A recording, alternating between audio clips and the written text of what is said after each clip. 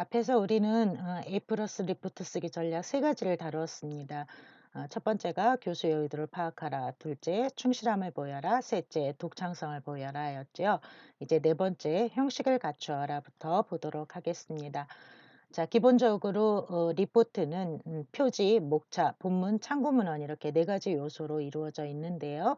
이 각각의 요소에 대해서 살펴보도록 하겠습니다. 먼저 표지입니다. 표지는 기본적으로 이런 모양을 갖추어야 하는데요.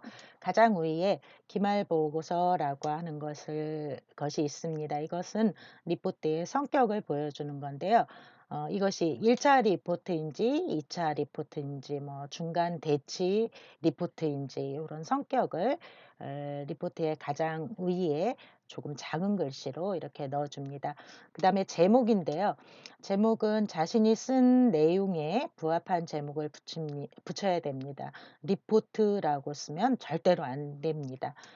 그리고 제목을 좀 구체화해야 되죠. 학생들 중에는 만약에 교수님께서 안락사에 대해서 글을 써와라 그러면 안락사 이렇게 제목을 붙이는 경우들이 있는데 좋은 제목이라고 볼 수가 없습니다. 그래서 예를 들면 안락사 허용의 의미와 문제점, 그다음에 환경오염의 실태와 극복 방안 이런 것처럼 내가 쓴 글에 합당한 그런 제목을 구체적으로 붙이는 것이 좋습니다. 그다음에 이 밑에 나와 있는 정보는 제출자 정보라고 볼 수가 있는데요. 기본적으로 교과목, 담당 교수, 제출자, 제출일 이 네 가지 요소가 들어가야 됩니다. 자, 두 번째 목차 보도록 하겠습니다. 자, 목차는 기본적인 틀로 이렇게 이제 보여드릴 수가 있는데요. 지금 여기에서 보면 서론, 본론, 결론이라고 하는 용어가 들어가지 않았습니다.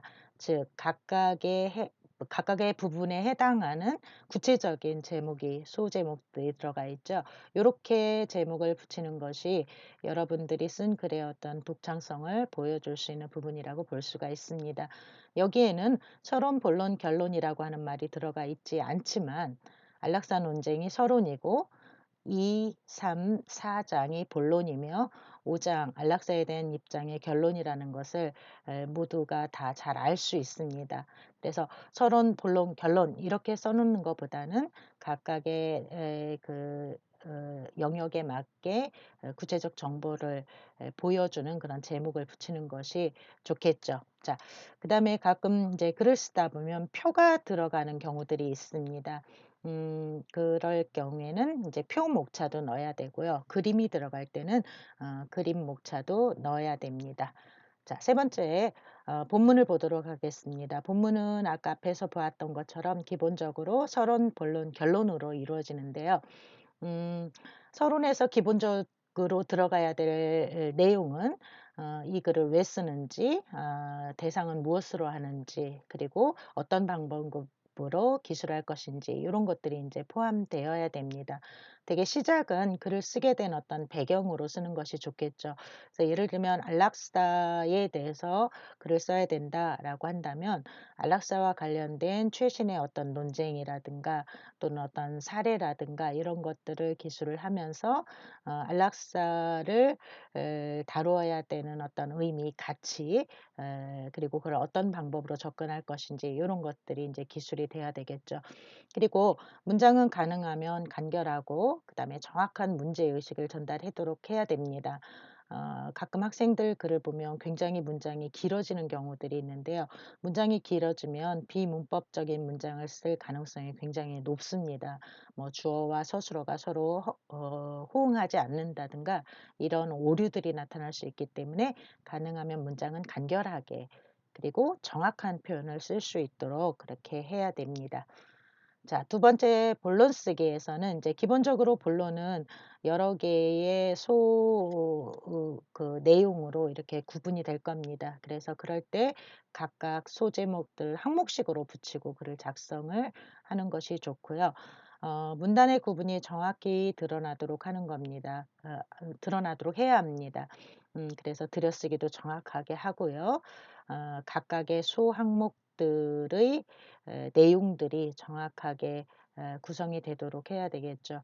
그리고 그림이라든가 수식, 그래프나 사진 이런 것들을 적절히 활용하면 여러분들만의 독창성 있는 그런 리포트로 만들어낼 수가 있습니다.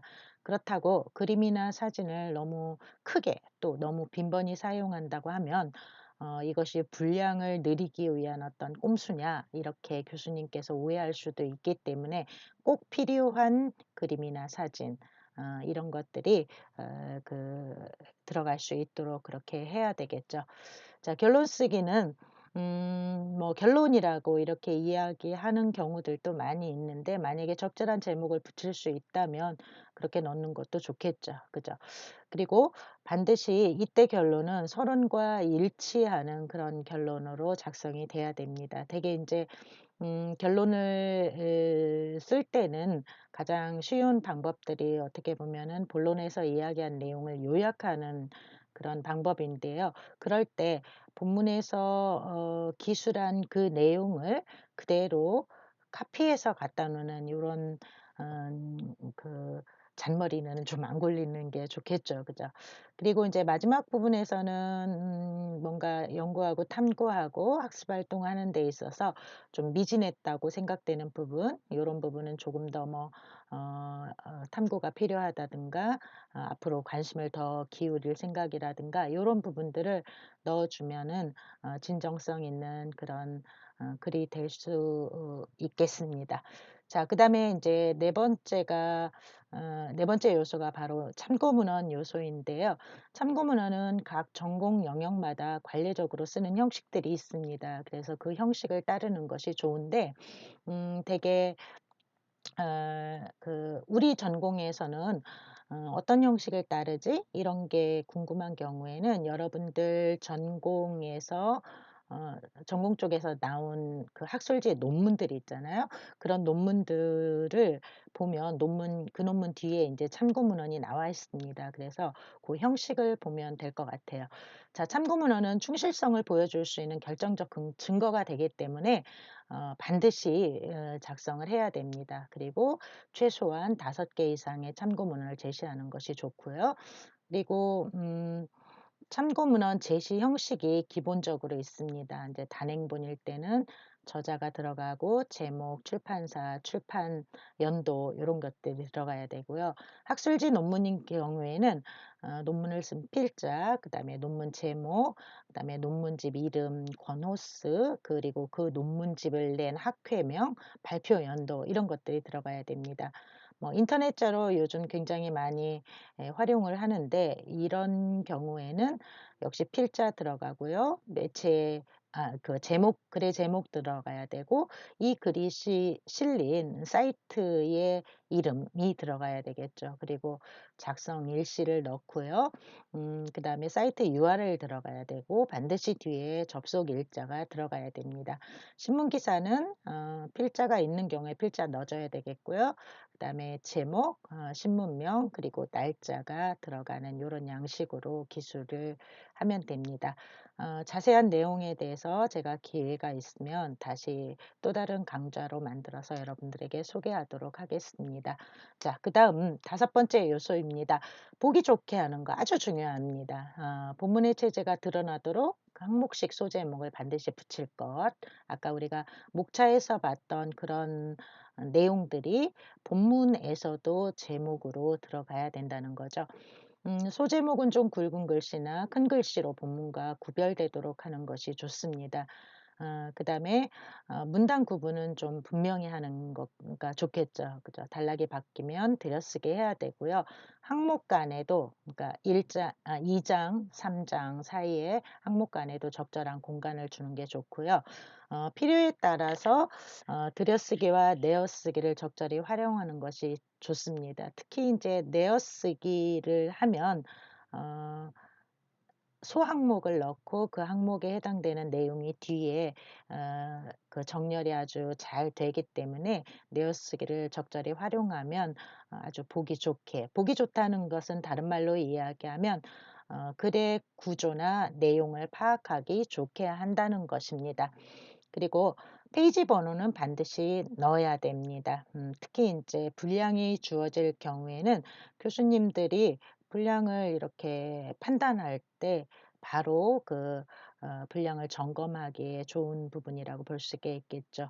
그다음에 글자 크기는 10에서 11 포인트로 문단의 간격은 160, 180 정도로 할 것. 요거는 이제 한글 기준입니다. 요즘은 교수님들께서 기본적으로 문서의 어떤 기본 형식을 과제물을 제시할 때 조건을 달죠. 옛날에 제 그런 거 조건을 안 달았을 때는 막 글자 크기를 12 포인트 막 13 포인트 이렇게 해서 분량을 막 느리는 그런 경우들이 있었습니다. 절대로 그렇게 하면 안 됩니다. 예. '아 이 녀석 잔머리 굴리고 있구나.' 이런 판단을 하게 할 염려가 있습니다. 그다음에 다섯 번째, 글꼴은 기본 형태를 쓰는 것이 중요합니다. 그래서 제목은 굴림체류, 그다음에 본문은 명조체류, 뭐 우리가 바탕체류라고도 많이 하죠, 요즘은. 예. 그리고 예시문이나 인용문은 이제 필기체류를 사용하는 것이 좋습니다.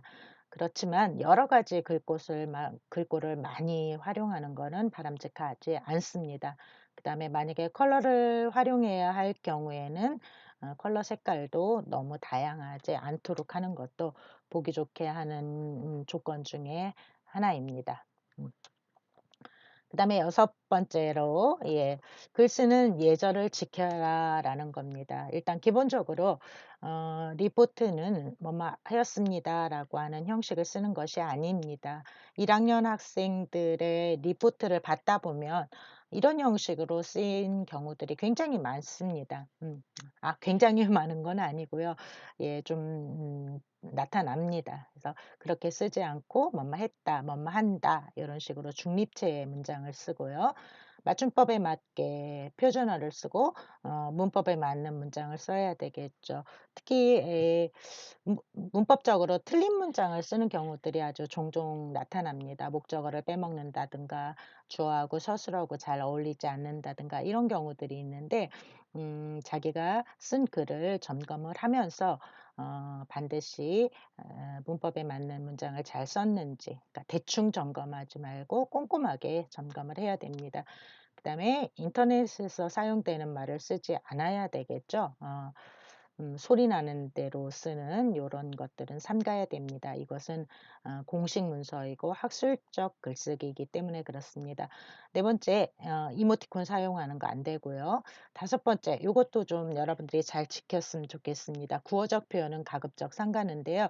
대표적인 게 줄임말이라고 볼 수가 있습니다. 그래서 뭐뭐 하는 게 보다는 뭐뭐 하는 것이, 뭐가 문제인지 모르겠다 이런 것보다는 무엇이 문제인지 정확히 파악할 수가 없다. 이렇게 정확하게 쓰는 것이 좋습니다. 그리고 주제와 관련 없는 사적인 말을 쓰지 않는 것입니다. 가끔 마지막에다 예, 엄청 고생했는데 잘 봐주세요. 막 이런 말들을 쓰는 경우들이 있는데 그런 거는 쓰는 것이 아닙니다. 자, 일곱 번째 조건, 마지막입니다. 약속을 지켜라라는 겁니다. 자, 특히 이제 분량에서 5장 내외라고 하면 5장 정도 쓴다고 생각을 하면 됩니다. 가끔 5장 내외라고 하면 4 장에서 6장 정도 쓰라는 건가? 뭐 4장 써도 되나? 그렇게 생각하는 친구들이 있는데 5장 내외라고 하면 5 장을 써야 되는구나. 이렇게 생각하면 됩니다. 5장 이내로 써라라고 할 때는 분량을 넘기지 않는 것이 좋습니다. 그렇다고 5장 이내로 써라 그랬다고 3 장만 달랑 쓰는 거, 요것도 불성실함을 보이는 일입니다. 그래서 5장 이내로 써라 그러면 5페이지까지 쓰는 거 정도로 생각을 합니다. 가끔 이런 경우들이 있어요. 5장 써라 그랬는데 5페이지에 가장 위에만 두세 줄 이렇게 걸쳐 놓는 그런 경우들이 있는데 그것도 예, 꼼수를 부리는 거로 이렇게 오해받을 수 있는 소지가 있습니다. 적어도 다섯 장을 써라라고 했을 때는 페이지의 한 3분의 2 정도까지 분량이 될 수 있도록 그렇게 해야 되겠죠. 그다음에 이제 제출 기한 반드시 지켜야 되겠죠. 근데 만약에 사람의 일이라는 게 뭐 제출 기한을 지킬 수 없는 일이 있는 경우들도 있습니다. 이럴 때 미완성본이라도 제출 기한에 제출하는 것이 좋습니다. 그렇게 하고 교수님께 왜 이렇게 완성을 하지 못했는지에 대한 말씀을 드리고 완성된 것을 차후에 이렇게 제출하겠습니다라고 하는 어떤 메시지를 전하는 것이 좋습니다. 그냥 무작정 제출하지 않는 것보다는 음 차후 제가 제출 기한까지 이 정도는 했습니다라고 하는 거를 보여주는 것도 그 교수님께 좋은 인상을 줄 수 있는 그런 방법입니다. 그리고 교수님께서 리포트를 쓰라고 하면서 제시한 조건들이 있죠. 그런 조건들은 당연히 반드시 지켜야 되겠죠. 자, 지금까지 이렇게 A 플러스 리포트 쓰기 전략으로 예, 7가지 요소를 봤습니다. 요거를 잘 기억하고 여러분들이 리포트를 쓸 때 이 내용을 반영한다면 분명히 좋은 평가를 받을 수 있을 것이라고 생각합니다. 자, 지금까지 자유교양대학 글쓰기센터 주경미 교수였습니다. 여러분 수고하셨습니다.